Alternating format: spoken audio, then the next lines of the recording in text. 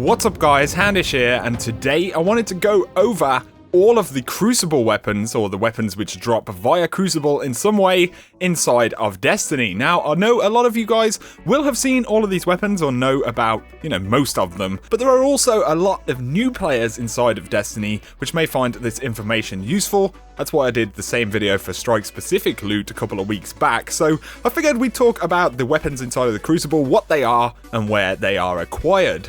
So in terms of drops, it's kind of broken down into different places and categories. So you have, firstly, package weapon drops. So these come exclusively when you level up your Crucible reputation, and LONGBOW gives you a package. So we'll go over these weapons. We have the Grim Citizen 3. Now this is a 77 rate of fire and a 28 impact style of auto rifle, which is of course the heaviest hitting archetype.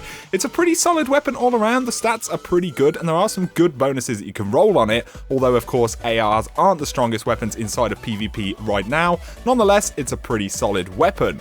Also inside of Crucible packages, you can pick up the Lord High Fixer. This is one of the pretty special weapons inside of these packages because it's a fantastic Crucible hand cannon in the popular 22 rate of fire and 81 impact family, so it's just like the IS Luna. In fact, it's one of the best competitors to the IS Luna in the game in terms of its range and target acquisition, so for PvP it's well worth hunting, although again, getting great perks won't be easy. The Scout Rifle, the Satyrian Rapier, can also be acquired from Crucible packages. This is a 37 rate of fire and 48 impact Scout Rifle, just like the Hung Jury archetype. It comes with some pretty nice range stats, decent stability. All around, this is a pretty solid archetype and example of Scout Rifle for PvP purposes, and you can get some pretty solid rolls. Up next we have the Zombie Apocalypse, a heavy machine gun which was brought back from year 1 as well. This is a slightly higher rate of fire machine gun. It's a really solid weapon for PvP, has a great combination of stats all around in terms of range and stability, which is always important, so it's a very solid weapon, and it's also easier to get a slightly more functional roll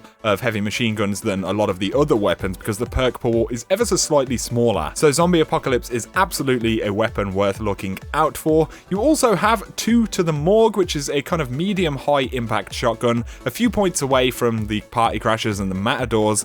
A pretty solid shotgun nonetheless though. You're not going to see the kind of performance that you'll get with the high impact shotguns that I just mentioned, but a good roll can still be very reliable for general Crucible, so it's not something to, discard by any means. Also, as far as special weapons, you can get the Y09 Longbow Synthesis, a very popular PvP sniper due to its higher aim assist and the solid impact values. It's pretty good for PvP. Again, like any of these past few weapons though, getting good rolls is not necessarily very easy, but it is of course possible over time. So those are the kind of exclusive drops that you can see inside of Crucible packages when you level up, but of course there are plenty of other weapons which drop inside of PvP matches. So now let's talk about current PvP playlist drops, and these are things that can drop at any time inside of year 3 Crucible playlists, which are essentially any game modes other than the classic modes. You can also get these dropped from Shax's weekly Crucible bounty as rewards. So first up we have the Hexcaster Arc. This is a weapon I don't actually own right now, but it's a 100 rate of fire auto rifle,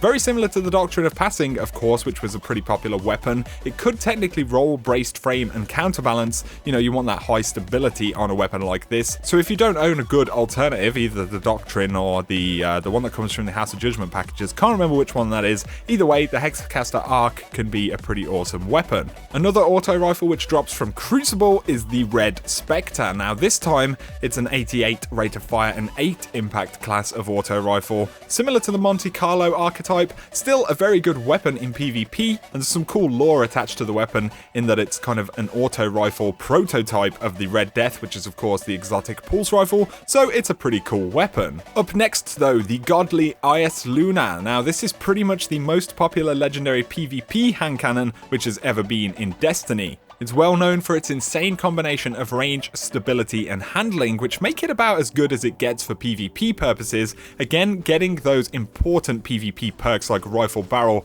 won't be particularly easy, but like any of the weapons on this list, your best possible farming method for this would just be stomping your way through games with a full fire team to get as many game completions as you can, use those rep boosters, and also completing your weekly Crucible bounty from Shax, because that of course can drop these weapons. Another Crucible hand cannon is the Ill Will. This time it comes with a massive 94 impact and the lower rate of fire, of course. It can 2-tap people, especially if you have things like Luck in the Chamber or Reactive Reload on it. It's not the most competitive hand cannon in the game, but it hits super hard and it can be pretty fun to use. Moving on, we have a couple of scout rifles. So firstly, the CRYPTIC Dragon. Now this scout rifle shares the archetype with Hung Jury and the Burning Eye scout rifles. It has really very good base stats all around, and it can be solid for PvP and PvE, partly because of those massive selection of perks that you can roll on it. Of course, that also makes it harder to get the right perks. But either way, keep your eyes out for pretty solid rolls, because this is a great weapon. Also, you can get the NL Shadow 7-1X scout rifle, and this was only added back to year 3 PvP rewards, wow, a couple of months ago or something. It's a max rate of fire scout rifle, not the best archetype in general, but some people do like having a full auto roll on this kind of scout rifle, so it can be a lot of fun to try out if you get some interesting perks, so keep your eyes open. Up next is the HOPSCOTCH Pilgrim, and this is the pulse rifle offering that you can currently get in year 3 Crucible matches. It's basically in the Red Death archetype of weapons, but it features really high base stability and a lot of range as well, which pretty much put it at the top of its category as far as this archetype goes. The archetype itself isn't currently the best for PvP, but it's still pretty solid, and if you get a good one, it's absolutely something that you should hold onto. So now for some special and heavy weapons. Firstly, we have the Matador 64, and this is a sniper rifle. Sorry, I mean, this is a shotgun, which has kind of a grip on the Crucible right now. It's super high impact and range, make it very effective for PvP, especially if you have the right rolls. It can be very brutal, as I'm sure most of you will already know about. Also, you have the Party Crasher +1, which is pretty much in the same class, very high impact and range, making it pretty dominant in the shotgun department. Slightly less impact than the Matador, but it is, you know, right up there. If you get good rolls on either of these shotguns, then you're going to be in a pretty good spot as far as shotguns go for PvP. The fusion rifle offering inside of year 3 rewards is the 77 Wizard. So this is very similar to the Saladin's visual, or at least pretty close. It has a few points more impact and a slightly lower charge rate, but it can absolutely be competitive. It's all around very nice for PvP purposes. If you like your fusion rifles and can get a decent roll of this thing, then it is an absolute beast. The 2020 AMR-7 is a sniper rifle you can pick up in Crucible. It's a pretty unique looking weapon. I really like the kind of skin on the weapon, and it's okay for PvP purposes. It's a lower impact class, which aren't super popular for Crucible because people generally prefer those 1000-yard or higher class of impact weapons for PvP. Generally, these lower impact snipers do have higher aim assist, but the aim assist on the 2020 is not the best for PvP. If you're a collector, it'll definitely be worth adding to your set, but if you're after a good sniper rifle, you could literally do better at the vendors, I think. Up next though, we have the Steel Oracle Z11. Now this rocket launcher has some fantastic blast radius stats on it, a base 96 points, but it does suffer in the velocity department, which is of course an important stat for PvP. You want those rockets to move quickly towards targets. This can, however, be improved if you essentially get a god roll, but what you're looking for really is that compromise between velocity and blast radius for PvP. So this thing isn't, you know, the best, but it can be okay with a good roll. Another launcher you can get in the Crucible is the Ash Factory, and this also has very good blast radius but not so great velocity, although it does have more velocity than the Steel Oracle. The irritating thing with the Ash Factory is the base 1 rocket launcher shell that you can hold in the tube, which can be a little bit jarring. In the case of the Ash Factory though, you can get pretty damn good rolls of this launcher, so be sure to keep your eyes open. Finally, we have the machine gun that you can get dropped at the end of Crucible matches, and this is the Unending Deluge 3, and this is essentially a corrective measure archetype of machine gun, very high rate of fire and all around good stats, and these find themselves being pretty good in PvP because they just pummel the target with rounds. You know, they have that high flinch, yet they still have decent impact. It's a good combination, so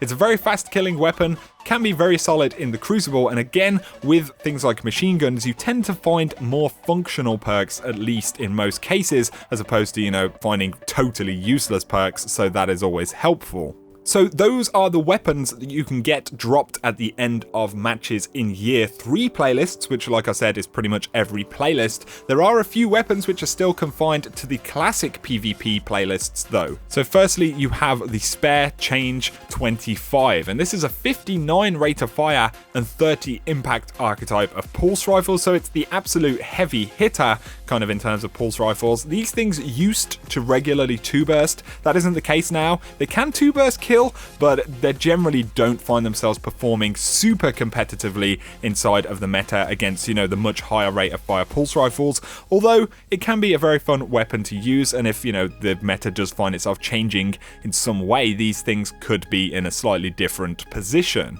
Next is the Split Shifter Pro, and this is a fusion rifle. It comes with a pretty fast charge rate, the lower impact variety of fusion rifle, which can be a lot of fun. They're still very snappy, although you'll find that you have to hit pretty much all of the bolts to get kills in the Crucible. It is by no means the best fusion rifle in the game, but if you get some decent perks, I find that, you know, fast charging fusion rifles can be pretty fun for general Crucible, although, you know, your things like Saladin's Vigil or at least your Plan C archetypes are generally better for competitive PvP.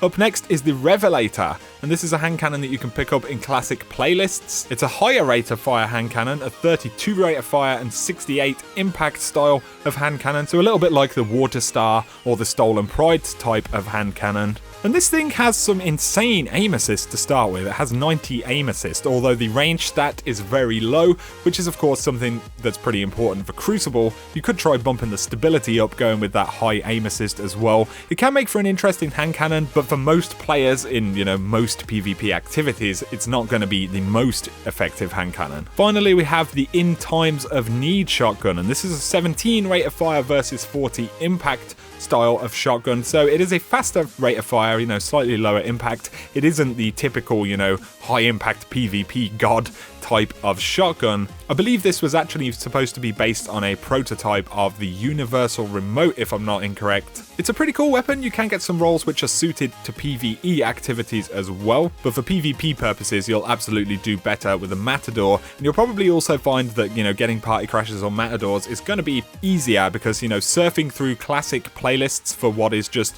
you know, 4 potential weapon drops, you've got slower matching times and all of this other stuff to consider. Generally, the stuff in the current playlists is much easier to get hold of. However, like the other current PvP playlist drops that I mentioned, I believe you can still get these dropped inside of Shax's weekly Crucible bounty, so there are a few places that you can pick these weapons up. As far as Crucible vendor weapons go, you can get them, I believe, from package rewards as well as the Shaxx weekly bounties, or potentially legendary engrams as well. Otherwise, you know, you need to purchase them from the vendor. You also have the Crucible armor from vendors, which only drops by making a purchase or potentially legendary engrams. And then the other Crucible stuff, of course, is Trials of Osiris weapons, which are kind of external, and Iron Banner weapons, which are also external.